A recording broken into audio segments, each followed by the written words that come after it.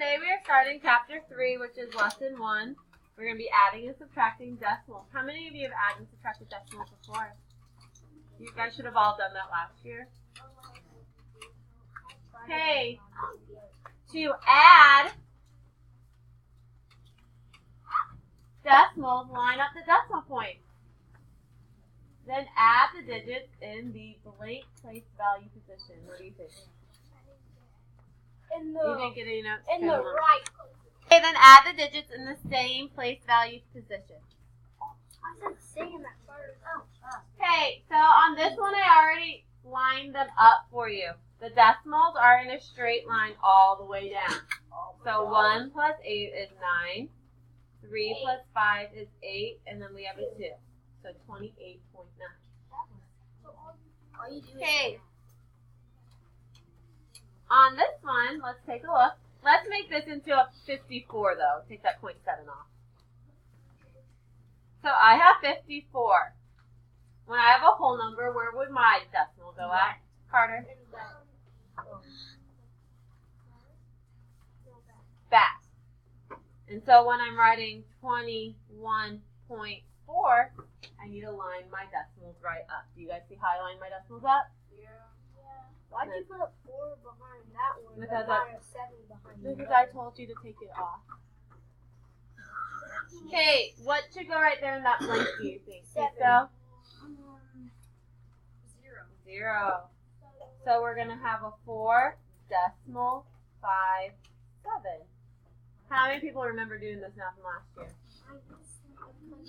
Okay, so let's write for this next one. We have 14 plus 23.5. So I'm going to write my whole number. What do I put after a whole number if it doesn't have anything behind it? A point 0. Thank you. Plus 23.5. Again, my decimals are lined up, and I'm going to drop my decimal straight down. 0 plus 5 is 5. 4 plus 3 is 7. 1 plus 2 is 3. So that's your answer. I got 5. This ain't hard. Okay. Down here it gets a little trickier. We have 17.3. And then make sure that we're lining up decimals, right? Sometimes it's helpful if you put your decimal in first and then put your numbers around it. So 33 is going to go in front. And then we're going to have 5, 6. Do you see how the tenth numbers are lined up? And then in this one, there's no number in the hundredth spot, so I'm going to add a 0. Okay, so we have 6, we have 8, we have 10, and we have 5. Okay, and this one, there's not a whole number, is there, in the first number? So we're going to write 0.12. I'm going to put my decimal in right here so I know how to fill my number in. What numbers are going to go before the decimal, Allie? 12. You guys see how I lined my ones place up? And now I'm going to put my 3 after it. The 3 is in the 10th place and so is the 1, so they're lined up together. And then I'm going to put a 0 right there. So over on this side we have 42, right? On this side we have 12, so 12.42. Any questions on the adding part? I told you that. Does it matter in adding which way we put the numbers on there? Yeah. No. Because if you think about it, is 1 plus 2, 3? Yeah. It's 2 plus 1, 3. Yes. Yeah, adding and multiplication doesn't matter what order. But subtraction and division will. Yeah. On the top and then on the bottom, like how on the top you put the zeros. Yep.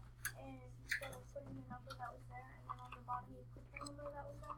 How do you know when you need to put the zero? If there's a blank spot, And on number 1, like, and you just fill it in.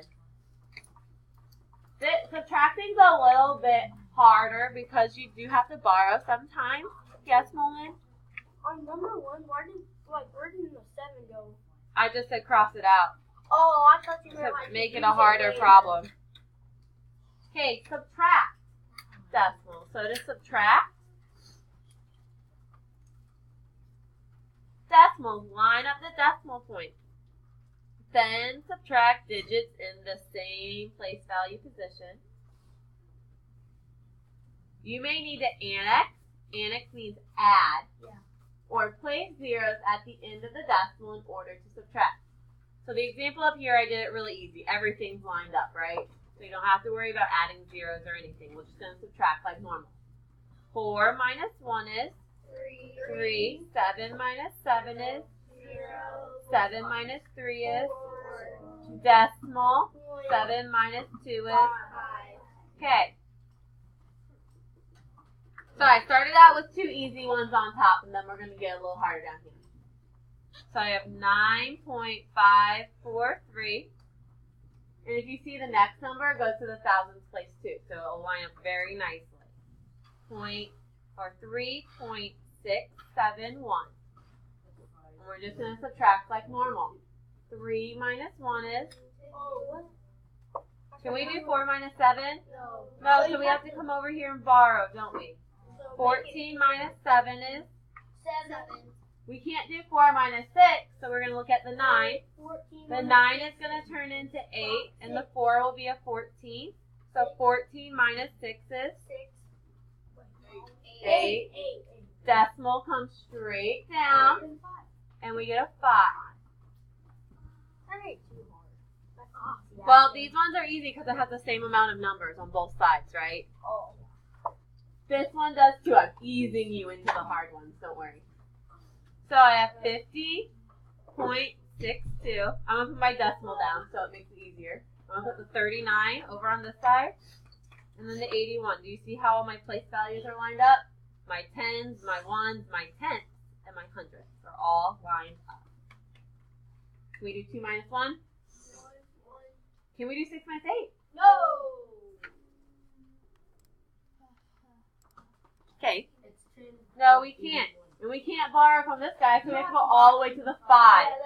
5 becomes a 4. 0 becomes 9. Yep. And then we get 16. 16 minus 8 is? Bring down our decimal. 9 minus 9 is? And 4 minus 3 is? 1. So that's our answer. Yes. Okay. Who notices something different on these two than the top two? Emily? They don't have the same amount of numbers. They don't. So we need to make sure we're lining up the place values. So we have a 14. If it's a whole number, what do we put after it? A decimal and a 0. How many zeros should we put on this one, do you think? 1, 2. How many people say 1? How many people say 2? How? My phone was ringing, right? Yes. Okay. Because 2. Why 2? Tisto? Because the other number 9.09 it has hundreds. Do you guys see that? It has 1, 2. So we need to put 2 zeros up here. So minus, since this one has to the 100 spot with 2 numbers, we have to do it with 2 here. So we have 9.09. You see how my ones are lined up? My tenths, sorry. And then my hundredths. Question. Yes. You could, but do you do that when you do 14 minus 9 normally? No. So we don't have to do it now. Okay, so when it's a whole number, you do have to add decimals and zeros. You can't just subtract from nothing. That doesn't work that way. So we have to come all the way over. I'm going to go ahead and go all the way over to my 1, so I'm going to need to borrow all the way across, aren't I? So we get 0. 14 turns into 13. 9 and 10. So we get 1, 9 decimal. 13 minus 9 is? 4. And you can always check. Let me find a different color. We can also always check by adding 9.09 back in, right? So plus 9.09. We get 10, 10, 14. So we're right with the 4.91 as our answer. You can always check, guys. Then our last one, we have 6.3. What place value is the 3 in? 10. Carter? Place value. What? 10. What place value does this one have? What? Not thousand. Hundreds. So should we add a 0 to make this hundredths then? Yes. Yes. How am I going to put my 0.89? First, I'm going to line up my decimal, right? Ava? Line it up with the 3 and 0. Good. If you want to, you can add your 0 on in front of that. You don't have to. How should we bar on this one? Shelby? You're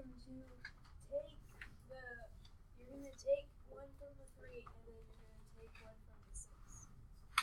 So I make the 6 a 5, I think I got that wrong. and then this is a 12, right? And then a 10. So 10 minus 9 is? 12 minus 8 is? 4, Decimal 5, and 5. Let's see if we did it right. What should I add back onto it? 0.0, 0.89. and then add You get a those, 10. and you should get 6.9. You get a 3, That's good, right? and you get a 6. Oh, good. We got the right answer. Woo! So, the hard concept here is making sure that you line up your decimal. You should know how to add and subtract besides that, right? Make sure you add zeros if you need to. Otherwise, you're going to get the wrong answer, and you don't want that to happen. Why did you